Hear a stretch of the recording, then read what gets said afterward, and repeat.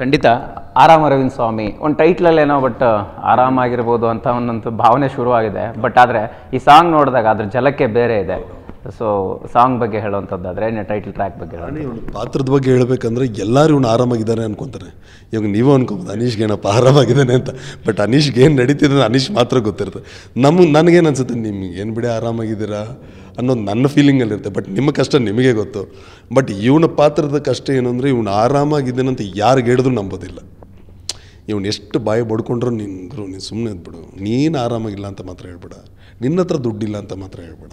So ಈ ಗೊಂದಲ ಇವನು ಕ್ಯಾರೆಕ್ಟರ್ ಸಿಗಾಕೊಂಡೆ ಅಂದರೆ ಅವನ್ನೆಲ್ಲರೂ ನೋಡೋಕ್ಕೆ ಲುಕ್ ಕೊಟ್ಟಿರೋ ಲುಕ್ಕು ತುಂಬ ಚೆನ್ನಾಗಿ ಉಟ್ಬಿಟ್ಟಿದ್ದೀನಿ.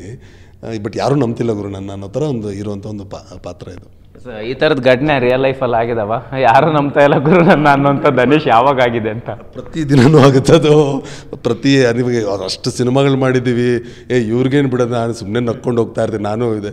ಸೊ ನಾನು ಅಭಿಗೆ ಹೇಳ್ತಾ ಇರ್ತೀನಿ, ಏನು ನನ್ನನ್ನು ನೋಡೇ ಬರೆದ್ಬಿಟ್ಟೇನೋ ಇದು ಕ್ಯಾರೆಕ್ಟ್ರು ಅಂತಲೇ ನಾನು ರೇಗಿಸ್ತಾ ಇರ್ತೀನಿ. ಅದು ಸಹಜ, ಪ್ರತಿ ಲೈಫಲ್ಲೂ ಆಗುವಂಥ ಒಂದು ಸಹಜ ಘಟನೆ. ಅದು ತುಂಬ ಜನಕ್ಕೆ ಅದು ರಿಲೇಟ್ ಆಗುತ್ತೆ, ಅದನ್ನು ಎಂಜಾಯ್ ಮಾಡ್ತಾರೆ ಅನ್ನೋ ಒಂದು ಇದಿದೆ. ಅಂದರೆ ನನ್ನ ಹತ್ರ ಇಲ್ಲ ಅಂತ ಡೈರೆಕ್ಟಾಗಿ ಹೇಳೋರು ತುಂಬ ಕಡಿಮೆ. ₹1 ಇದ್ರೆ ₹100 ಇದೆ ಅಂತ ಬಿಲ್ಡಪ್ ಕೊಡೋ ಜಾಗದಲ್ಲಿ ನನ್ನ ಹತ್ರ ಇರೋ ₹1 ಇದೆ ಗುರು ಪ್ಲೀಸ್ ಅಂದ್ರೂ ಯಾರು ನಮ್ಮ ಸುಮ್ಮನೆ ನಿನ್ನ ಹತ್ರ ಬರೀ ₹1 ಇರುತ್ತಾ, ನೀನು ಇಟ್ಟಿರ್ತೀಯ ಗುರು ಅನ್ನೋ ಥರ ಇದು ಮಾಡ್ತಾರೆ ಇದರಲ್ಲಿ. ಈ ಜರ್ನಿನ ಮಾತಾಡುವಂಥ ಸಂದರ್ಭ ಆದರೆ, ಸೊ ಪ್ರತಿ ಬರ್ಡೇ ಬಂದಾಗ ಮಾತಾಡ್ತಾ ಇರ್ತೀವಿ. ಅನೀಶ್ ಅವ್ರಿಗೆ ಅಂದರೆ ಒಂದಿಷ್ಟು ಪಾತ್ರಗಳ ಕೈ ಹಿಡಿಬೇಕಾಗಿತ್ತು, ಈ ಪಾತ್ರಗಳನ್ನ ನಾನು ಮಾಡಬೇಕಾಗಿತ್ತು, ಸೊ ಅದು ನನ್ನ ಕೈ ತಪ್ಪೋಯ್ತು, ಇಂಥದ್ದೆಲ್ಲ ಘಟನಾವಳಿಗಳನ್ನು ಯಾವತ್ತೂ ಕೂತು ಮಾತಾಡೋ ಸಂದರ್ಭಕ್ಕೆ ಯಾವ್ಯಾವ ಸಿನಿಮಾಗಳು ಆ ಥರದ್ದಾಗಿದೆಯಾ ನಿಮ್ಮ ಪಾಲಾಗಬೇಕಾಗಿರೋಂಥ? ಆ ಥರ ಬಿಗಿನಿಂಗಲ್ಲಿ ಆಗಿದೆ. I don't want to take that names. ಮತ್ತು ಅದು ಎಲ್ಲೆಲ್ಲೋ ಡಿಗ್ ಆಗುತ್ತೆ. ಮತ್ತು ಕೈ ತಪ್ಪಾಯಿತು ಬಿಕಾಸ್ ನನ್ನ ಡೇಟ್ಸ್ ಇದರಿಂದ. ನನ್ನ ಮೊದಲನೇ ಸಿನಿಮಾ ರಿಲೀಸ್ ಆಗಬೇಕಿತ್ತು, ಇನ್ನೊಂದು ದೊಡ್ಡ ಸಿನಿಮಾ, ದೊಡ್ಡ ಹಿಟ್ಟಾಗಿತ್ತು ಅದು. ನಾನು ಹೇಳಿದೆ, ನಾನು ಫಸ್ಟ್ ಸಿನಿಮಾನೇ ನಾನು ಥಿಯೇಟ್ರಲ್ಲಿ ನೋಡಿಲ್ಲ ಅಂದರೆ ಅದು ಫಸ್ಟ್ ದಿನ ಅವತ್ತಿನ ಶೂಟಿಂಗ್ ಹೋಗಬೇಕಿತ್ತು. ಸೊ ನಾನು I said no, that become a big hit. So ಆ ಥರ ಕಾರಣಾಂತಗಳಿಂದ ಆಯಿತು ಹೊರತು ಮಾಡಬಾರ್ದು ಅಂತೇನಿರಲಿಲ್ಲ. ಅವತ್ತು ಆ ದಿನದಿಂದ ಇಲ್ಲ, ಆ 3 days ಆದಮೇಲೆ ಬರ್ತೀನಿ ನಾನು, ಬಿಕಾಸ್ ನಾನು ಈ ಸಿನಿಮಾನ ಪ್ರಮೋಟ್ ಮಾಡಬೇಕಿತ್ತು. ಆ ಥರ ಒಂದು 2-3 ಮಿಸ್ ಆಗಿದೆ.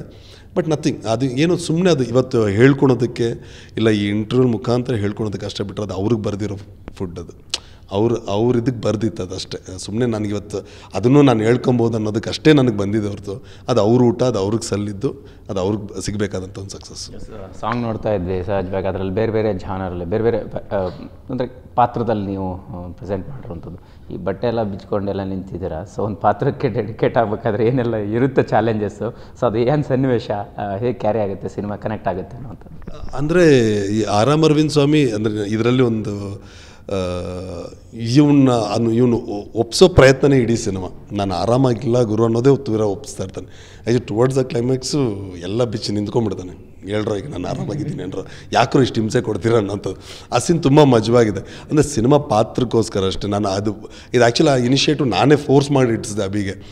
ಬೇಡ ಬೇಡ ಬೇಡ ಬೇಡ ಅಂತಿದ್ದ. ಮಾಡಿಗುರು ಸಿನಿಮಾಗೆ ಇಂಪಾರ್ಟೆಂಟು ಅಂದರೆ ಪಾತ್ರ ಇದು, ಅನೀಶ್ ಅಲ್ಲ ಅದು ಪಾತ್ರ. ಅರವಿಂದ್ ಸ್ವಾಮಿ ಅನ್ನೊಂದು ಪಾತ್ರ ಇದು.